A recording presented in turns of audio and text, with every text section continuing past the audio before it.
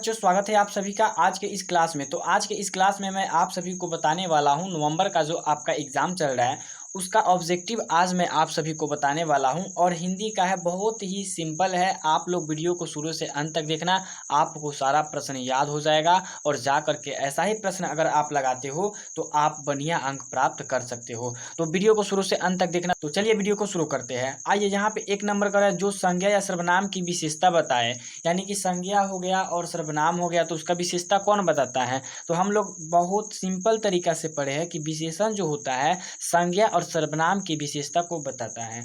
आइए, कह रहा है दंती स का उच्चारण स्थान क्या होगा। अब यहाँ दंती स यानी दांत आ रहा है, इसलिए इसका ऑप्शन नंबर ए सही हो जाएगा। दू का ऑप्शन नंबर ए सही हो जाएगा। आइए, उसके बाद कर रहा है 3 नंबर, ह का उच्चारण स्थान क्या होगा। ह का उच्चारण स्थान कंठ हो जाएगा, इसका ऑप्शन नंबर डी सही हो जाएगा। आइए, इसी तरह हम लोग 4 नंबर क्वेश्चन को देखते हैं। तो यहाँ पे हमारा 4 नंबर क्वेश्चन आया है, कह रहा है कि हिंदी में अनुनासिक वर्णों की संख्या कितनी होती है। तो हिंदी में अनुनासिक वर्णों की संख्या 5 होती है, याद रखना मेरे दोस्त। आइए उसके बाद जानते हैं। कह रहा है समुच्चय का सही संधि विच्छेद क्या है। इसमें समुच्चय का सही संधि विच्छेद ऑप्शन नंबर डी सही है, यहाँ पे टिक लगा देना है। आइए उसके बाद समझते हैं। कह रहे आपने क्या खाया, इस वाक्य में क्या कौन सा सर्वनाम है। तो क्या जो है वो अनिश्चयवाचक है, यानी क्या खाया वो निश्चित नहीं है कि कुछ खाया है, इसीलिए ये क्या है, अनिश्चयवाचक है। 7 नंबर कह रहा है क्वेश्चन कि राम ने भिखारी को पैसे दिए। तो भिखारी को यहाँ पे पैसे दे रहा है, तो ये कौन कारक हो जाएगा, संप्रदान कारक हो जाएगा। आइए इसके बाद हम लोग समझते हैं। तो उसके बाद मेरा अगला प्रश्न 8 नंबर आ रहा है, कह रहा है अक्ल पर पत्थर पड़ना। अक्ल पर पत्थर पड़ना, इसका वाक्य मुहावरा का अर्थ क्या होता है। तो बुद्धि भ्रष्ट होना है। आइए उसके बाद देखते हैं, कह रहा है निम्नलिखित शब्दों में कौन शब्द शुद्ध है। तो शुद्ध शब्द आपको खोजना है। तो शुद्ध शब्द इसमें जो है असुर है, जो कि राइट आंसर हो जाएगा, ऑप्शन नंबर बी। उसके बाद देखिए 10 नंबर कह रहा है निम्नलिखित वाक्यों में कौन वाक्य शुद्ध है। तो यहाँ ऑप्शन नंबर बी वाक्य जो है शुद्ध है। कह रहा है कि श्री कृष्ण के अनेकों नाम है, ये शुद्ध है, इसलिए ऑप्शन नंबर 20 का राइट हो जाएगा। आइए उसके बाद देखते हैं, समझते हैं। 11 नंबर क्वेश्चन कर रहा है अमावस्या शब्द का विलोम शब्द क्या होगा। तो इसका हो जाएगा ऑप्शन नंबर बी, पूर्णिमा हो जाएगा। अमावस्या का विलोम पूर्णिमा होता है। आइए उसके बाद कह रहा है कि कनक शब्द का अर्थ क्या होता है। तो कनक मतलब होता है सोना, जो कि ऑप्शन नंबर यहाँ पर ए दे रखा है। आइए उसके बाद जानते हैं। कहता है कि पराजय शब्द में जुड़े उपसर्ग में कौन सा विकल्प सही है। पराजय यानी कि अगर हम परा इसमें से हटा देते हैं तो जय जो है एक शब्द बन रहा है, इसीलिए पराजय क्या हो जाएगा, इसका राइट आंसर हो जाएगा। उसके बाद कह रहा है कि 15 नंबर क्वेश्चन देहाती शब्द में प्रत्यय। तो देहाती शब्द में प्रत्यय जो है ई है। क्यों ई है, क्योंकि देखो अगर ई इसमें से हटाएंगे तो देहात होगा, जो कि एक शब्द है, इसी के लिए यहाँ पे ई हो जाएगा। उसके बाद ये कह रहा है मूंगा शब्द का लिंग बताइए। तो मूंगा जो है स्त्रीलिंग है, आप लोग इसको शानदार तरीका से क्लियर कर लेना। मूंगा शब्द क्या है, स्त्रीलिंग है। 17 नंबर क्वेश्चन कर रहा है जो सबको समान भाव से देखे, इसके लिए वाक्य बनाइए। तो इसके लिए वाक्य क्या होगा, वो समदर्शी हो जाएगा है।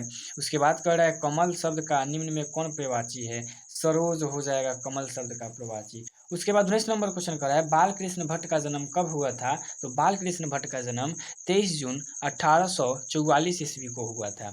उसके बाद कह रहा है बाल कृष्ण भट्ट किस युग के निबंधकार थे।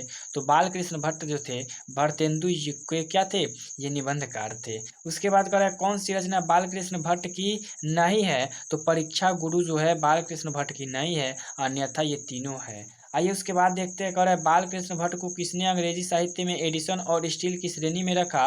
तो रामचंद्र शुक्ल ने इसको अंग्रेजी की साहित्य में और एडिशन स्टील की श्रेणी में रखा था। आइए उसके बाद कह रहा है 23 नंबर क्वेश्चन बाल कृष्ण भट्ट के अनुसार बातचीत का उत्तम तरीका क्या है। तो बातचीत का सबसे उत्तम तरीका जो है अवाक होकर अपने आप से बात करना, बातचीत का उत्तम तरीका है। उसके बाद आइए समझते हैं। कह रहा है 24 नंबर क्वेश्चन मालिक मोहम्मद जायसी किस परंपरा के कवि थे। तो मालिक मोहम्मद जायसी निर्गुण संत काव्य परंपरा के कवि थे। उसके बाद आइए 25 नंबर यहाँ पे क्वेश्चन कर रहा है निम्न में मालिक मोहम्मद जायसी रचित रचना कौन है। तो पद्मावत जो है मालिक मोहम्मद जायसी द्वारा रचा गया है। उसके बाद फिर कह रहा है मालिक मोहम्मद जायसी बाई आंख और कान से कैसे वंचित हुए। बाई आंख और कान से वो कैसे वंचित हुए। तो दुर्घटना के कारण, यानी कि बचपन में दुर्घटना के कारण ये क्या हो गया, इनकी आंख चला गया। आगे देखिए कहता है 27 नंबर क्वेश्चन पाठ्य पुस्तक में संकलित जायसी रचित करवक शीर्षक कविता में जायसी के किस ग्रंथ के लिए गए हैं? तो ये पद्मावत से लिया गया है। इसका ऑप्शन नंबर क्या हो जाएगा? सी सही हो जाएगा। उसके बाद 28 नंबर क्वेश्चन कर रहा है, निम्नलिखित में प्रेम के पीर की कवि कौन है? तो मालिक मोहम्मद जायसी को प्रेम के पीर की कवि कहते हैं। उसके बाद 29 नंबर क्वेश्चन कर रहा है, मालिक मोहम्मद जायसी रचित करवक शीर्षक कविता की भाषा क्या है? तो अवधी है, याद रखना। उसके बाद आइए 30 नंबर कर रहा है कि जायसी ने अपनी आँख की उपमा किससे की है? तो उन्होंने दर्पण से की है।